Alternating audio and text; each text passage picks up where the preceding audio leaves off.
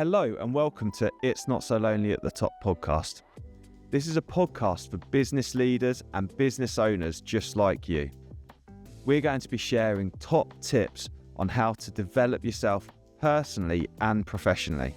I'm going to be sharing updated podcasts on a regular basis, so please do make sure you subscribe, and I really hope you enjoy today's podcast.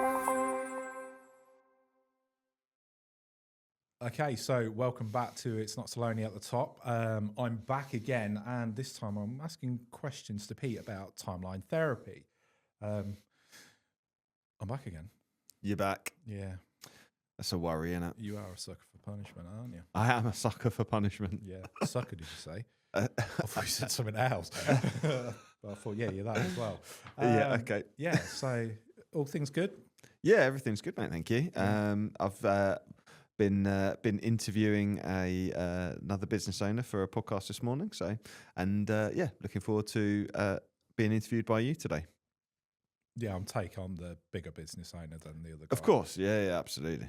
Small fry compared to Mr. Bridgestock. Yeah. Can you reach your cup? Do you need a hand? I'm just leaning forward, mate. All right, cheers. Could have brought the table closer to me.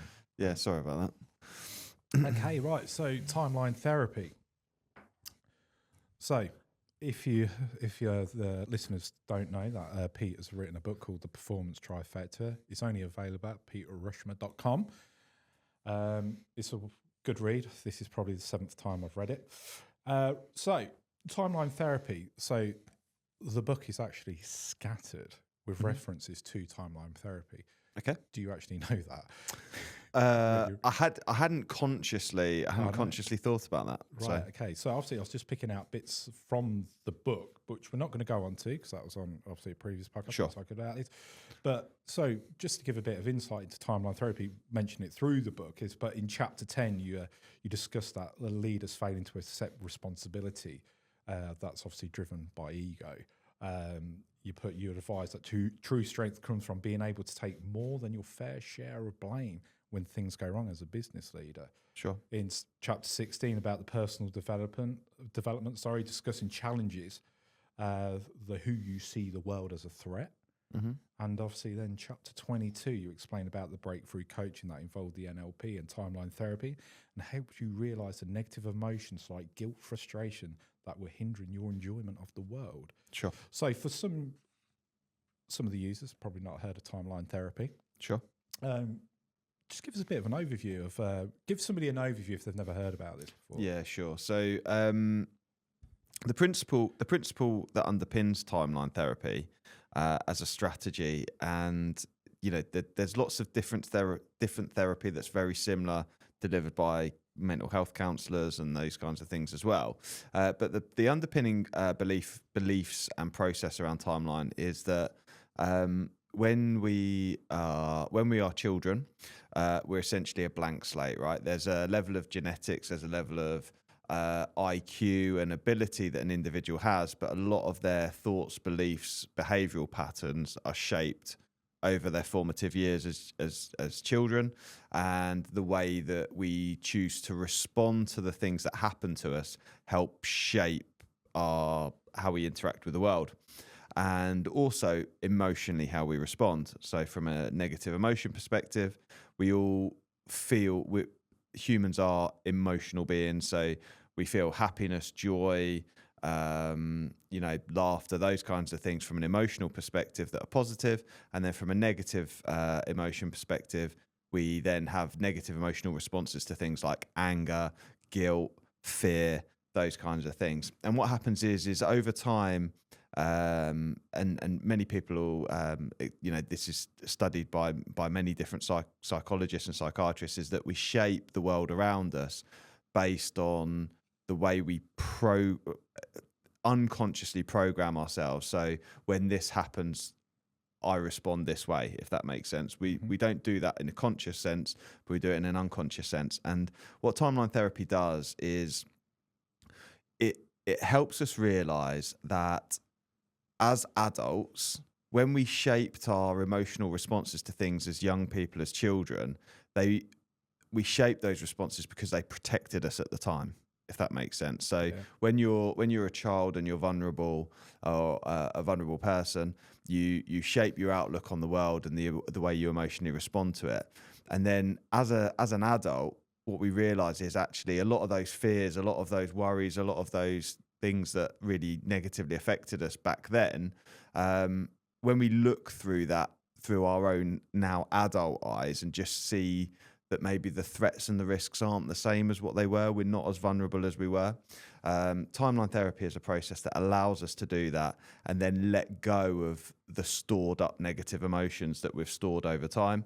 And what that enables us to do is we don't stop feeling negative emotions. We don't stop feeling angry. We don't stop feeling guilt or fear, because they're all natural human responses. What we are able to do is let go of the weight of the past, to enable us to fully live in now, to enjoy now, and to not be dragged down essentially by the baggage that a lot of people tend to carry around with them on a day-to-day basis.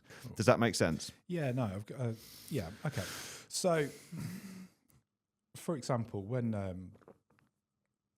a sort of a peer is struggling or procrastinating, Sure. or self-sabotage, it often looks like a self-discipline problem. Sure. It looks like a discipline problem, right?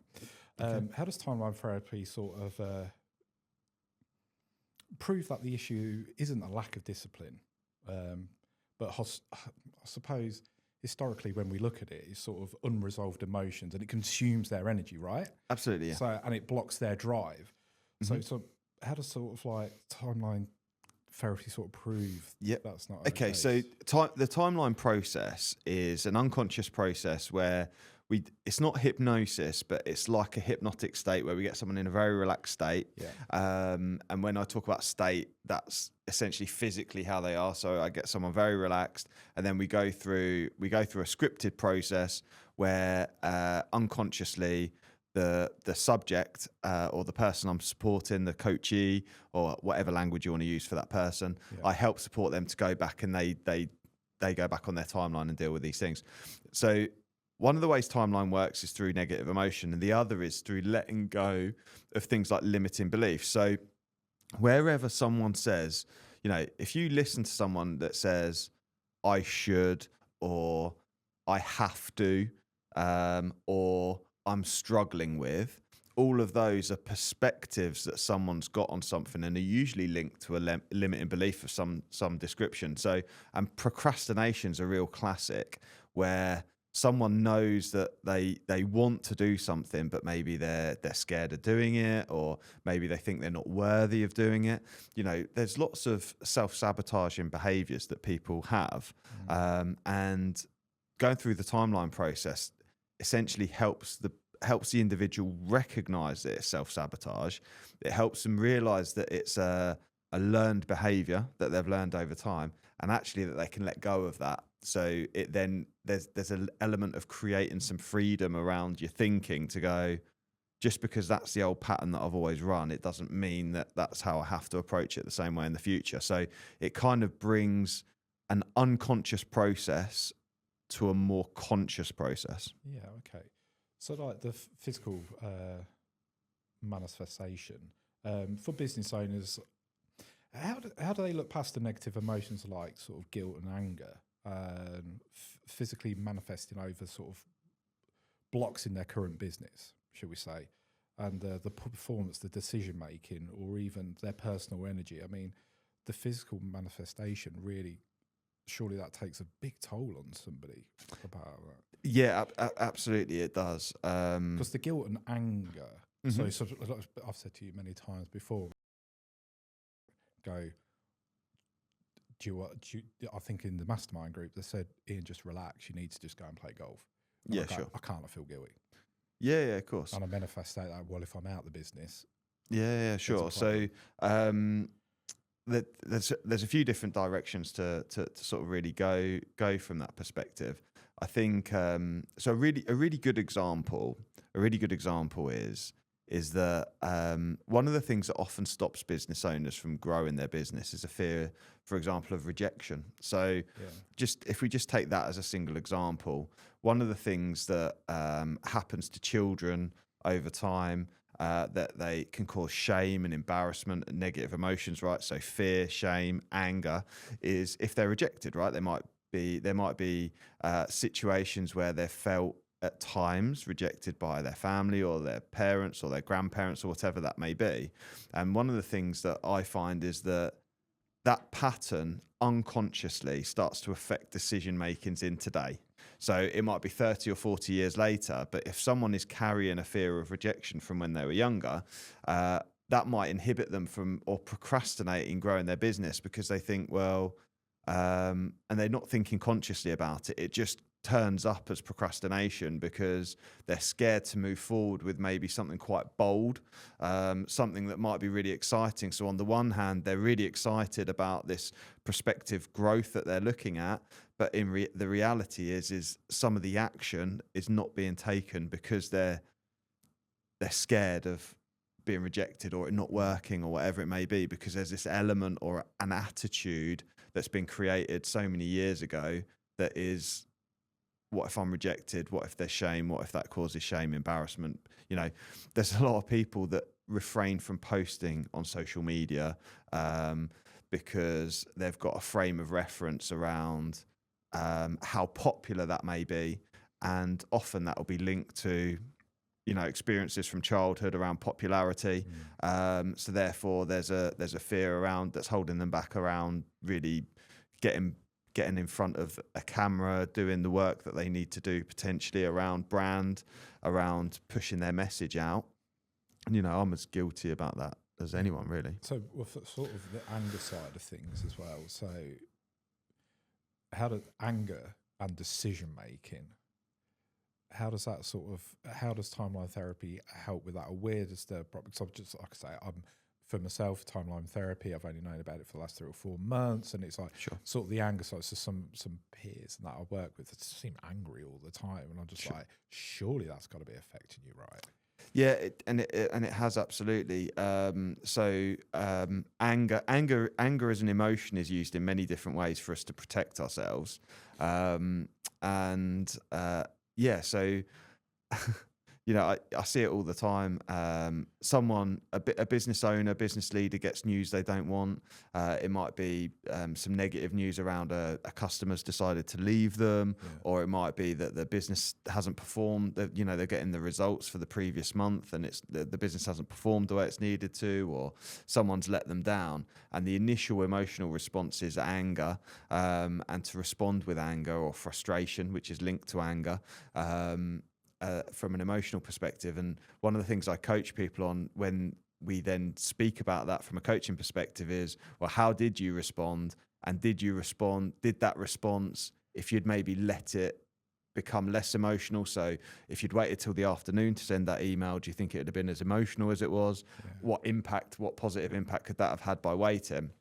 Now, the thing is if someone's had timeline therapy, if they've been through a timeline therapy process, they understand their responses a lot more in depth, if that makes sense, because we've done the work around, well, where is that anger coming from? What's caused anger in the past? You know, if you were a 3-year-old child, would you respond with anger to that? Well, probably not, because you've not had the programming. So you kind of over time have programmed yourself to respond with anger.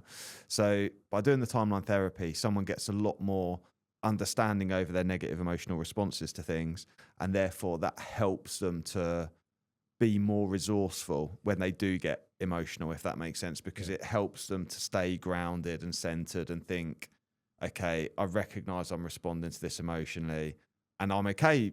You know, it's okay to be angry. I'm not saying it's not okay to be angry, but actually in a professional environment, is it better for me to just withdraw from responding for the next hour or so whilst I let it dissipate, and then I'm going to review it with a fresh set of eyes? Yeah, I think that after watching Manchester United, to be fair. Do you get what I mean? I just like that. I'm numb to it now. I'm just like, yeah, pretty much. You know what I mean? Yeah, football's a really interesting one. Like, you know, obviously watching Man United as a United fan as well. It can drive some emotional responses. Yeah, demonstrated. I just want to move on to if I can, Pete, so for business owners, right, time is precious. Sure. Yeah. Like we harp on about, it's like our time is really precious to us and Sure. everything we do. When somebody's dealing with a blockage, why do you believe timeline therapy is often the fastest and most efficient tool to clear out deep-seated issues compared to other forms of coaching or development? Yeah, sure. So, timeline is a really quick process. So, the reality is if I'm working with a client who's open to that process, I can clear up a lot of negative emotions within an afternoon. So that person needs to be prepared for it. It's a really beautiful process as well, because unlike other types of therapy and counselling, there's no need to actually share for the individual to share their experience or what's happening. All they share with me as a therapist with them in this sense is they share what the learnings are. So I get them to unconsciously go back to their childhood. We start to explore a situation. They don't tell me what that situation is they're exploring. It's all happening unconsciously in their brain. They only share with me the learnings. So I then make a note of the learnings, and then we let go of that negative emotion, and we work. There's a process of working through the different negative emotions in an afternoon. It's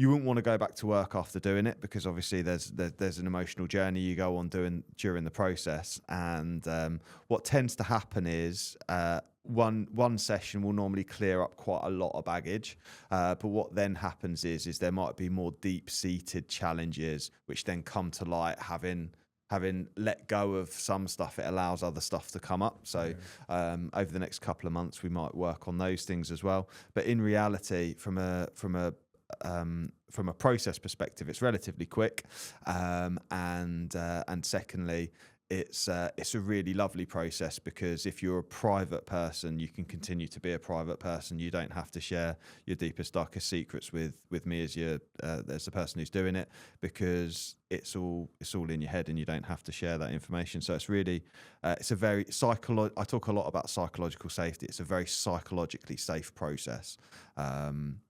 But like with anything, the individual who's going through the process has to buy into it. They have to believe it's going to work. They have to. It's like anything with coaching. They've got to want to change. Sometimes one of the issues is people's identity are so linked from an ego perspective to these things that have happened. It can be quite hard to let go. Yeah, so. Because look, again, sort of where I was saying about, obviously our time is precious to us. Essentially, what we're trying to get at is timeline therapy is an investment for you. You will actually see a return on investment. Absolutely, that's what we're trying to get from that, because it's a different look to other training and development. It's a different part of the coaching that you offer, right? Sure. So it is to look at it, because as a business owner, think I'm paying for something. In the back of your head is going, well, what return am I getting on this? They don't. Yeah, absolutely. It's and I think the guarantees I can make, if someone does go through that process, the return is that you'll be able to make decisions more quickly and effectively. You'll be able to do it from a place of less emotion, which is helpful. It means that, for those people that are most logical, it enables them to continue to be most logical without having, we tell us a lot of people will tell themselves a story that they make decisions logically, but the reality is we're emotional. We are emotional in the way we make decisions. But it'll benefit us the more rationally we look at them with the least emotion. Generally speaking, the outcomes are far better. Cool. Okay, cool. So we can move on to sort of the limiting beliefs and skills. So in your book, you described that timeline therapy is helping you to unpack your map of the world and realizing your limited beliefs. Sure. So can you give us a sort of an example of a common business-related limited beliefs you see in leaders, such as that you're not being clear enough to achieve that, how they're realizing that one belief using timeline therapy sort of frees up their competence. Sure. Can't even say the bloody word today. Can sort of help their skills, shall we say, the skills they have, how it can free those up. Hi, my name's Pete, and I want to thank you for tuning into today's podcast. I'm a coach, speaker, and author. And if you want to take your personal development that bit further, did you know that I offer a mastermind program as well as one-to-one coaching? If you're interested, please do reach out on peterushmer.com. Yeah, Do you sort of get what I'm trying to get out? I do, yeah. So, I don't. no, that's fine. That's fine. So, everyone has, the reality is everybody has limiting beliefs, and some of them are really obvious, and you can really pick them up just by listening to people, and some are a bit more deep-seated. A really good example, which sounds quite straightforward, is I had a limiting belief that you have to work hard. Yeah. Okay. Really common one, particularly for business owners. So there's this belief that you have to work hard to be successful. So the interesting manifestation of that as a belief is, guess what work's going to be if you believe that work's got to be hard? Yeah. Work's going to be hard because you believe that it's going to be hard. So that can be unhelpful, because what happens is work then becomes potentially more burdensome than it needs to be. Yeah. You always look for the complexity when actually there's simplicity. Yeah. You can overcomplicate things because your belief all the time, this underpinning belief, is that you have to work hard, so work's hard. And then what happens is you might be enjoying your work because it's easy and it feels like you're in flow. So you find a way to sabotage it unconsciously, or you find a way to, for it not to be hard, you find the problem for every solution, if that makes sense. Yeah. So limiting, that's just one example of a limiting belief, but they can be really obvious like that around work. We're all brought up to believe that we have to work hard. I got told by my parents you have to work hard, and to an extent that is true.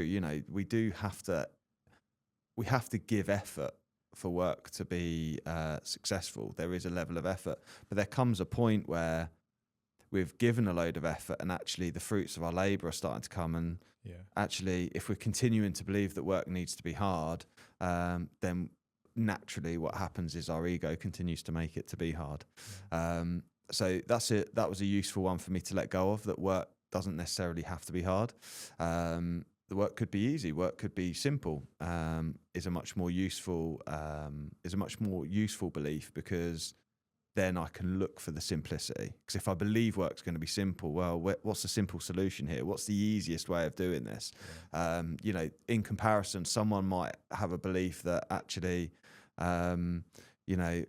work smarter, not harder. If they have that as a belief, then they might not have had those same challenges that I've had around making work more difficult.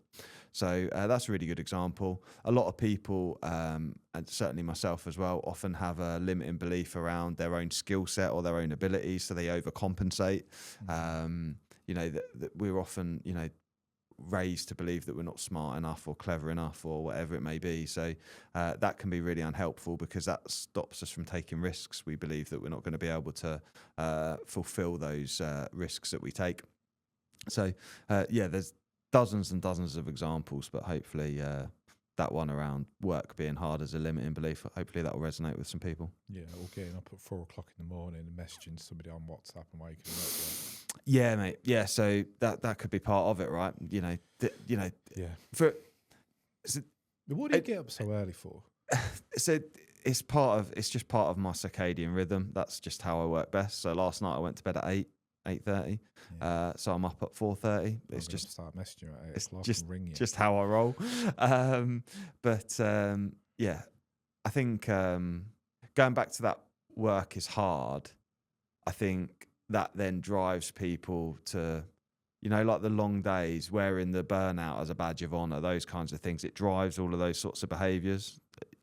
You might not have that limiting belief. So people who don't have it then struggle to recognize it, if that makes sense. God. The people going, I'm still working on my business one out.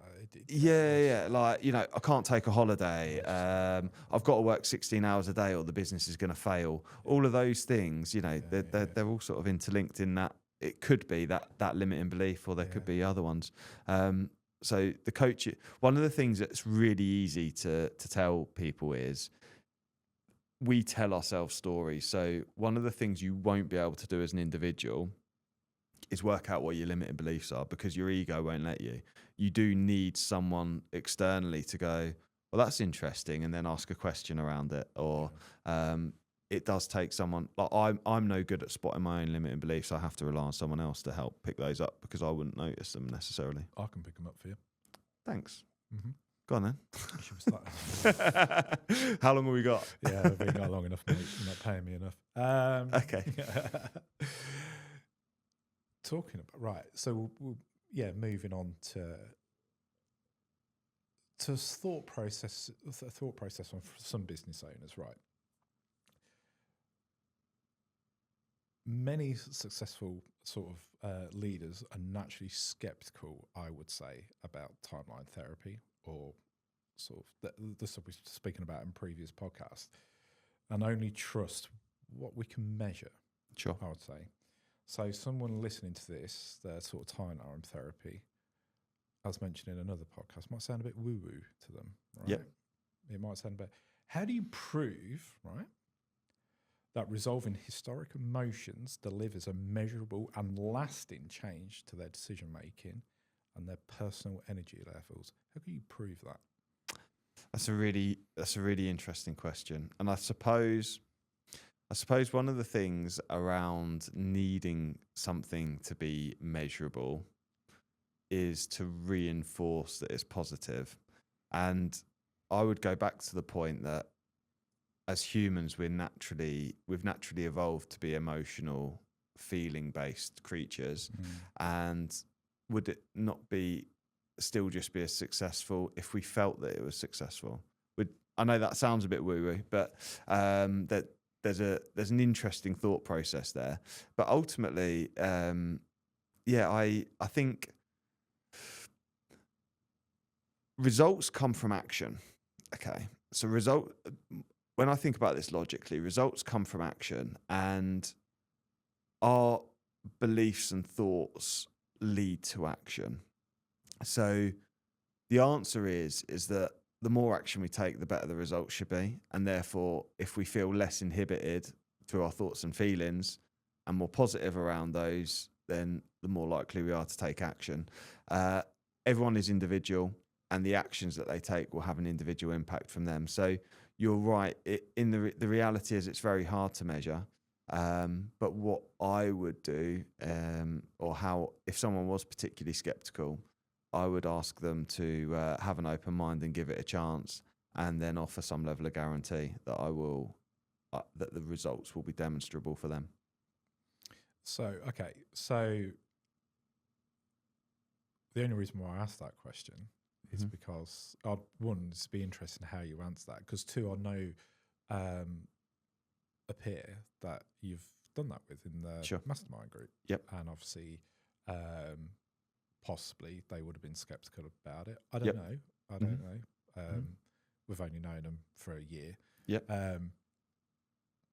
But I saw a different way of thinking there with them. Yep. Straight away, I think it was almost, they had a penny drop moment on that one. So I'm thinking, so for me, like saying, how can you see it measurable? Well, from what you did with that person, you just saw a complete flipping change. Sure. It was like, did you get on? So that's what I'm sort of saying from this. I think you did yourself unjust there. I thought he was going to answer it a little bit different there. Sure. Just on a measurable outcome that I've seen. Sure. Do you get what I mean? Yeah, and I think when you're playing yourself down there. Yeah, when it comes to business, it's easy to measure stuff, right? Because we measure success by profitability, right? But one of the things that timeline helps is it helps our relationships. It helps us be better communicators. It helps us be more supportive to other people. So I guess the challenge I have around it is, how do I measure being a better husband or wife? How do I measure being a better parent? Right, if that makes sense, and how do I measure being a better boss or a better leader or a better employer?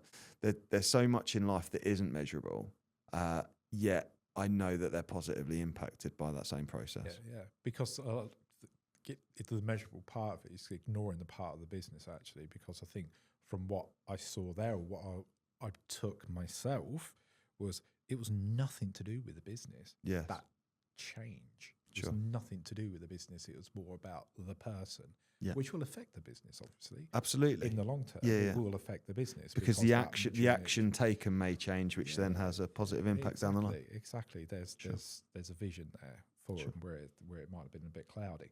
Yeah, I'll leave that there. All right. So timeline, time versus trauma. We often encounter leaders who use the sheer volume of their past struggles as a shield. Don't look at me. I've been so they sort of go, I've been dealing with this for 20 years. A weekend's not going to fix it. Sure. A session's not going to fix this. Pete, what are you on about? Yeah, sure. So what is timeline therapy and the approach to clear trauma is so effective and fast? And why do leaders not need to spend months reliving the events of sort of past trauma and everything to sort of complete and change their performance, shall we say? Yeah, sure. Yeah, it's interesting. I think ultimately, as people, we're very resilient, and actually, it sometimes a light bulb takes seconds to turn on in someone's brain. So, and that can then change their path of thinking for the rest of their life. So it's only taken a few seconds just to really shift that perspective. So I think in an afternoon or in a day of timeline therapy, there's a lot of work that can be done. It's very important that the most important thing around it really is that the individual is open and willing and prepared, because ultimately you won't make those shifts if they're not open to making those shifts. But the other thing that you're quite interested in is people link their identity to certain things that have potentially happened to them. So, for example, I was very poorly as a teenager, and certainly speaking to me in my 20s, there was a level of me identifying with having survived a life-threatening illness. There's certain parts of the therapeutic world where people talk about survivors, people who have survived certain things, and the challenge with having that label is you end up pinning that label to your identity, and the more you identify with something, the harder it is to change, because it becomes you become so the attachment is so strong. So it can take time to break those attachments, because it's this whole thing of fundamentally understanding that as human beings we can change, evolve and develop, and we're limitless in that sense. And I believe that everyone is limitless in that sense. They've just got to allow their own ego to get out of its own way to be able to enable that to happen. And obviously it takes time to disengage someone's identity with trauma or whatever it may be for that individual, to sort of unravel that to enable them to move forward. Yeah. Okay. So I just want to sort of go on to a bit of direction at the moment. Sure. Probably linking it to the book again, guys. Got to promote your book more, mate. Thank you. Come on. So what do you believe the timeline therapy is so effective at clarifying leaders' sort of future vision? How does the process clear out, should we say, old limitations and suddenly give a person the sort of mental space and motivation to articulate a bold, exciting direction move for their company? Could you ask that again? Sorry. Do you want to cut that, Harry? For a second. Sorry, I just had a little mental block because I was looking. Back in the room. Back in the room. Sorry. So I want to move on to the direction part. Sure. Linked to your book, so with a business owner, so having that direction vision for the company. So why do you believe that timeline therapy is so effective at clarifying leaders' sort of future and vision? How does the process clear out old limitations, then suddenly give a person the mental space and motivation to articulate bold and exciting directional moves for their business? Yeah, no, that makes absolute sense. So if you imagine that when we approach any challenge or thought about the creativity that we can create for our own future. If we're held back by loads of emotional baggage or limiting beliefs or whatever it may be, then sometimes that doesn't allow us to think and be as creative as we potentially can be. If we think about the great visionaries of the 20th century, you've got your Steve Jobs, you've got your Elon Musks. They're almost unbounded. They're if you look at Elon Musk, literally the guy, and I'm not saying that he is the ideal leader in any sense, but from an imaginative perspective, he sees commercial opportunity from going into space when no one else has considered it. Tesla cars was revolutionary. So anytime we look at revolution, someone has approached a problem almost in a childlike capacity, and the challenge is to enable us to be that creative and to be that open-minded to whatever the future may hold. Or what the possibilities are. We need to unshackle ourselves from whatever is holding us back, and Timeline enables us to do that, because essentially we have so much baggage, so much shackling to the past, so much holding us in the world of what is, of what we perceive the world of what is. It prevents us from seeing what the opportunity is of what could be. Yeah. So that's how it helps. And what then happens is getting rid of that baggage creates the vacuum, which is then the space that enables us to really see the opportunity. Yeah. Okay, cool. So sort of external leadership change. So we know that the internal world affects our external leadership, right? Okay. So, yeah. Yeah, absolutely. Yeah. So after a business owner or a leader realizes our own personal negative anchor, when they realize it with timeline therapy, should we say, what is the most profound positive change you've seen to their ability to lead and delegate and influence their team? Because it doesn't just have to be business owners, right? It could be a manager. No, absolutely right. I think the most positive change I've seen is a leader who essentially projected a lot of their guilt and frustration onto those around them, and going through the timeline process, they were able to let go of that for themselves, but also enable them to just see other people's behavior more clearly, to then enable them to really listen to what their team needed and respond effectively to then lead them in a really positive way. I think that was it was a real transformation for them. Previously, they'd seen a lot of the choices and attitudes and behaviors in their team as being really negative, and they realized that was what they were projecting onto them, if that makes sense, from their own viewpoint that was internal to them as a leader. So wiping that slate clean enabled them to really re-engage with their team effectively and to lead them really well. Okay, cool. Final question. Cool. You'll be glad to know. Because I know you're itching to get out of here. Unless you're willing to pay me more, I can stay a little bit later. Oh, okay, right, okay. My additional fees. I'm going to bring it back to the mastermind. Sure. Okay. So in the mastermind group, when a mastermind member is sort of working on their sort of drive and focus. Okay, so essentially we've done that at the beginning of the year, right? The first one back in January, we sort of worked on drive and focus. What does 2026 look like? Sort of the challenges, sure, and everything like that. How much of a blockage is typically about their current stress, and how much is deep-seated in historical programming with their timeline therapy that they can truly process? So you get what I mean? We see in the room, like, when people walk in the room, within 10 minutes, you've got an idea of what's going on before we even do anything. We can sort of, because they sort of walk in, you see them go, sure. So I think that it genuinely, it's unbelievable how much is held in historic limiting beliefs and emotions. So a really good example would be when goal setting. a lot of business owners are given a limit of like 20% growth year on year. That's something I always hear from people. If you grow any more than 20% year on year, then you're going to overstretch yourself, et cetera, et cetera, et cetera. And you're going to end up getting into trouble. That's like a real old myth that I've come across. So I'll often see people goal setting and they'll only go for 20% year on year growth.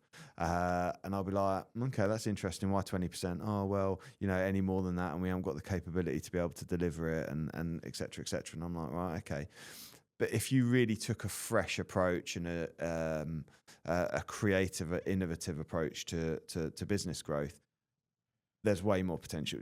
50% growth could be achievable. Who knows, right? Yeah. But ultimately, the decision or limitation has already been made prior to really considering what the goal is. So, I think there's a real opportunity there. And then also, I think leaders don't realise how they hold their own leadership team back based on their own beliefs. So the fact that a leadership team's success is only in relation to the ability of the business owner or senior leader in empowering them to go and do the work that they need to do. And usually that is internal from them as to how much they're willing, how willing are they to let go of the reins, to set the direction and then let go of the reins and allow the team to fulfill the work.